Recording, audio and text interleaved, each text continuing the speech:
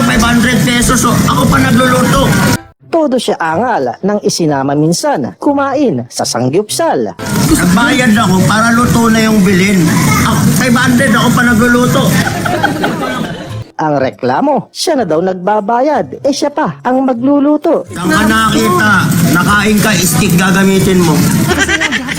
Lods, tama na. Mag-feeling social ka na lang. Social yan, pag-chopstick. Pangit pala maging sosyal, ikaw nagluluto. Kung sino man ang nakaiwan, pakiklaim na lang po sa lifeguard. Ang galing po! Ang galing po! Sayang naman, baka pwede pa yan. Ano gagawin ko dyan? Malay ko dyan! Baby, Hindi lang si bride ang kinilig, kundi pati ang pare na nakarinig. baby, papasok ko na. Sana all. Eto naman kasi si Groove, kung magsalita, sobrang landi, lambing. Ano ba? Bakla-bakla si Pag.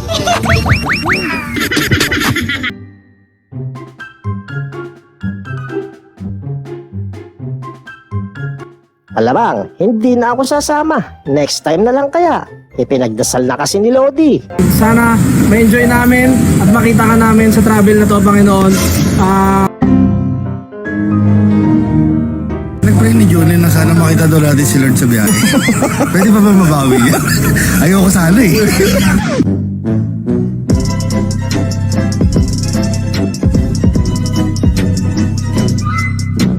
Guys, pag ako ba namatay, magbibigay kayo ng abuli sa akin. Pwede bang kunin ko na ngayon? Kung real talk sa real talk, wala sigurong tatalo dito kay Burnok. Kasi di ba, para sa akin naman yan. Hindi pa kasi na maalam, naniningil na ng abuloy yan para daw kanya ng mapakinabangan. Tapos pag namatay na ako, di ko yung mapapakinabangan. Kaya kukun ko na ngayon para magkamit ko naman. Sa sobrang dumi ng motor ni Lods, ayan at tinubuan na ng saluyot.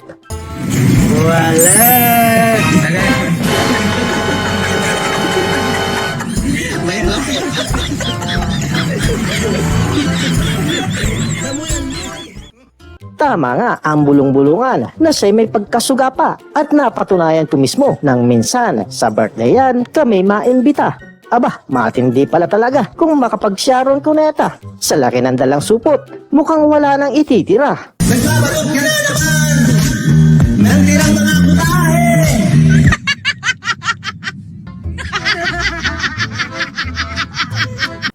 Nawala sa focus si pare ko. Paano masabi? Gusto na ata niyang dalhin sa biglang liko. Teka lang madam, di makapokus eh.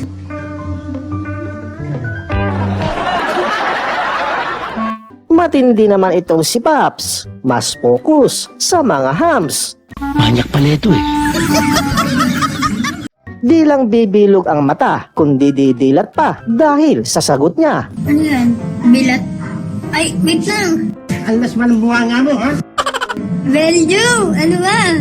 Hello?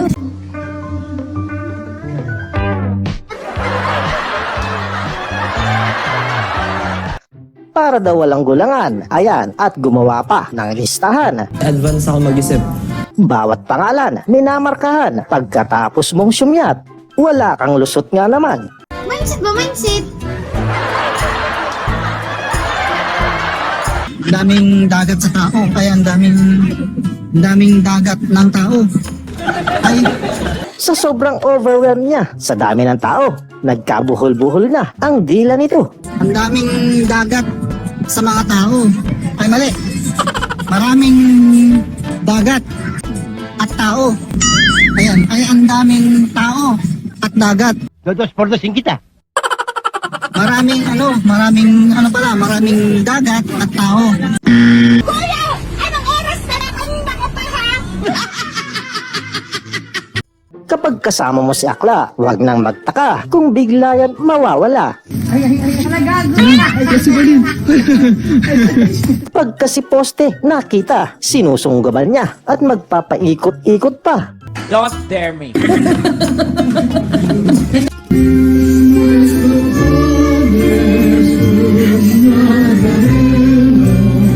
Nang marinig na ang song, napatigil sila bigla sa pag-inom. Anak, halika nga dito. Sama mo ko magbanlaw. Banlaw ba? Iwan na naman ang isip ko. Tingnan mo to, mabula. Mabula? Masarap ang bula mo ha. Lalo na at may yelo. Ganito ang isang tumador umintindi sa mga nakasanayan niyang lengguwahe. Wala ko yelo ha. Uy, teka, anong yelo at masarap ang mabula? Katulad na lang ng isang ire. Bula man. Red horse. Yelo, pang banlaw. Hinayo pa kang bata ka. Puro alak nasa utak mo. Hiyampas ko sa'yo wash. Ayan, natuluan ng tubig. Inulang chop suey daw ang tawag sa kanyang recipe. What? Paano kasi? Sabaw, galing sa kisame. Ang inang niya, sayang, nako. Easy na buhay ni Beshi yung lyrics ng kanta. Kaya naman feel na feel talaga niya. Classic.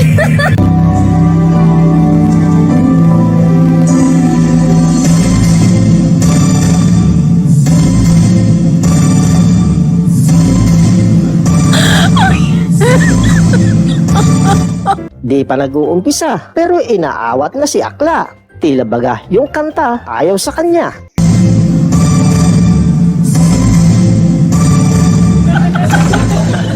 Kaya ang ginawa, agad-agad, tinapos na niya. At least daw, may naipakita kahit walang kwenta.